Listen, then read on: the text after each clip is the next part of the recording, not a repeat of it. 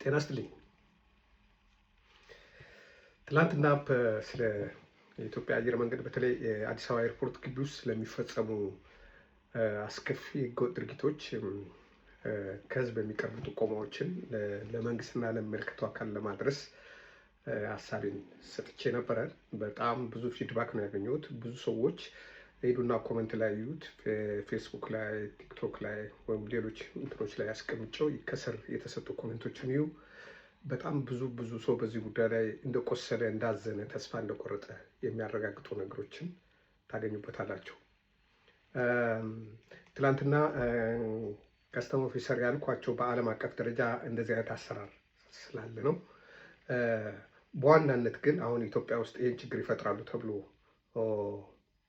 የተገለጹት መስሪያ ቤቶች በገቢዎች ሚኒስቴር ውስጥ የሚተዳደሩ የጉምሩክ ኦፊሰሮች እና አይኤንኤስኤስ የሚባሉ የኢንሳ ወይም የደህንነት እና መረጃ ሰራተኞች ናቸው ይህን ነገር የሚያደርጉት።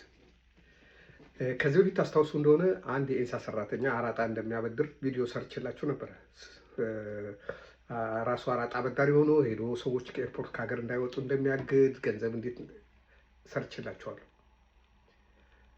እነዚህ አሁን የደህንነት ሰዎች እና የጉምሩክ ኦፊሰሮች ናቸው ይህን የሚያደርጉት። ሌብነት በመጠኑ ሊኖር ይችላል የትም ቦታ። ከጥንት ጀምሮ የኤርፖርት ሌብነት አለ። ሻንጣ መቀየር፣ በዚህ ብቻ የሚተዳደሩ የሌላ ሰው ሻንጣ በመቀየር ከሌላ ሀገር በረራ እያደረጉ ከዛ የዛን ሰው የሚመስል ሻንጣ ቀይረው የሚሄዱ ምናምን አሉ። ጥንትም አሉ፣ ከንጉሱ ዘመን ጀምሮ አሉ። እንደውም ድሮ ልጆች ሆነን እዚህ ፉሎ አካባቢ እዛ ዘውዲቱ ሆስፒታል አካባቢ አንድ ትልቅ ባር ምናምን የከፈተ ሰው ነበር ያን የሚሰራ የሚባል ከንጉስ ጊዜ ጀምሮ የሰራ የሚባል። ኦኬ ያጠፍቶኝ አይደለም። ይሄ ግን ኤርፖርት ውስጥ ያውም እኮ የትላንትናዋ የዛች እህት የጠቆምኳችሁ መጨረሻ ቀርታ ነበር። እሷና ልጆቿ ብቻ ከዛ ከኤርፖርቱ ሰራተኞች ውጭ ሌላ ሰው ሁሉ ሄዶ ነበረ ያ ነገር በተከሰተበት ሰዓት። እዛ ራሱ በስክሪን የሚታለፍበት ቦታ ድረስ አይተነዋል። በካሜራ አይተነው ቦርሳሽ ውስጥ ከቴ አይተነዋል። ግን ስክሪን መተላለፊያው ጋር ከደረሰ በኋላ ከዛ በኋላ አላየነውም ነው ያሉት። ስለዚህ ካሜራውን ሲሲቲቪውን የሚቆጣጠሩት እነሱ ናቸው፣ የደህንነት ሰዎች ናቸው። የሆነ ሰው ነገር ያደርጋል፣ የሆነ ሰው ከቨር ያደርጋል፣ ይካፈላሉ ማለት ነው። ብዙዎች ምን ሲሉ ሰማለሁ። አንዳንዶች ደግሞ የአየር መንገዳችንን ስም ለማጥፋት አይደለም፣ ስም እያጠፋው አይደለም፣ ስምን እየጠበቅኩ ነው ያለሁት። አየር መንገድ በስርዓት እንዲቀጥል ከፈለግ አየር መንገዱ ውስጥ ያሉትን አጸጾችን ግልጽ በማውጣት ያ የሚመለከተው አካል እርምት እንዲወስድ ማድረግ አለብን። እኛ ጋር አንድ ያልተገነዘብነው ነገር አለ። አሁን አንዳንድ ሰዎች የብልጽግና ደጋፊ ነን ይላሉ። የብልጽግና ደጋፊ ከሆንክ መንግስትን ወይም ደግሞ ዶክተር አብይን የምትደግፍ ከሆነ በየቀኑ የእሱን ፎቶ መለጠፍ፣ እሱ የተናገረውን መለጠፍ ብቻ አይደለም።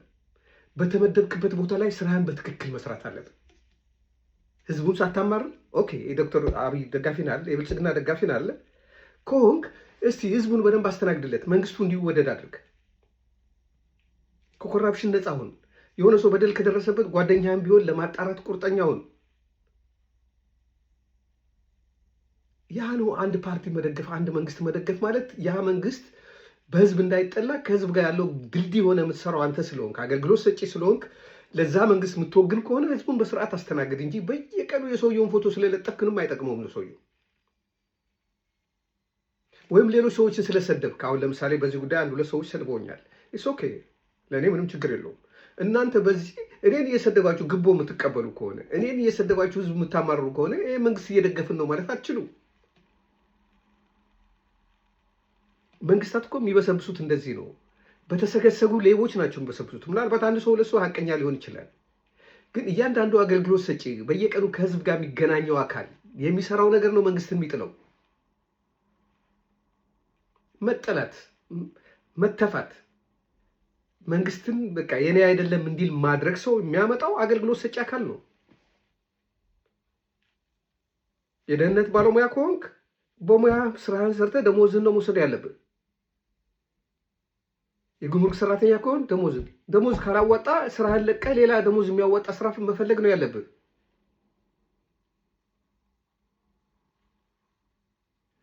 በተለይ ደህንነቶቹ ከነሱ በላይ ስልጣን ያለው ስለሌለ ፖሊስም ስለሚፈራቸው፣ ስለዚህ የፈለጉት ነው ያደርጋሉ። ያን የደህንነት መዋቅርን ይሄ በዘር በምናምን ማዋቀር ችግሩ ይሄ ነው። የአንዱ ያጎት ልጅ ይሆናል፣ የአንዱ ያክስት ልጅ ይሆናል። ጥምዝምዝ የሆነ ሰው ላይ ይኖረዋል። ይሄኛውም ይነካው የለም የፈለገውን ሲያደርግ። በዛ ላይ በመንግስት ስርዓት ውስጥ ያለ አሰራር የማይገመገምና የማይታይ ኢንስፔክሽን የሌለው ከሆነ ሰዎች በየቦታው ላይ መንግስት ይሆናሉ።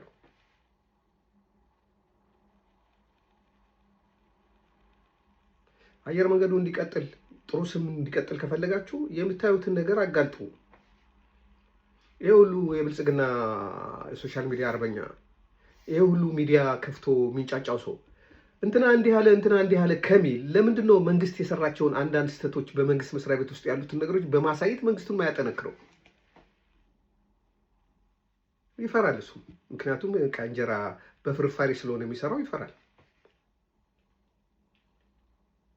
የፖለቲካ ወገንተኝነት የለኝም እኔ። ማንም ሰው ጥሩ ከሰራ አመሰግናለሁ፣ ማንም ሰው መጥፎ ከሰራ እንትን እላለሁ። በተረፈ ስለ አየር መንገዱ እናንተ የምታስቡትን ያህል ሳናስብ ቀርተናል። በዝቶ ነው፣ ስለበዛ ነው። በእኔ ላይ የደረሰ ችግር ስላይኖር ቀርቶ አይደለም። እንደ ማንኛውም ሰው ሊደርስብኝ ይችላል ብዬ የተወኳቸው ነገሮች አሉ። ግን በጣም በተለይ ደግሞ በሀዘን ጊዜ፣ በተለይ ደግሞ ውጭ ሀገር የተወለዱ ልጆች ሀገራቸውን ለማሳያት ሲመጡ የምታረጉት ነገር፣ በተለይ ደግሞ የሌላ ሀገር ዜጋ የሀገርን ክብርና አይደንቲቲ ያጠፋል። ዝና፣ ስም፣ መልካም ስም ያጎድፋል። ለመንግስታችሁ የምትቆረቆሩ ከሆነ በደንብ ስሩ፣ በሀቅ ስሩ።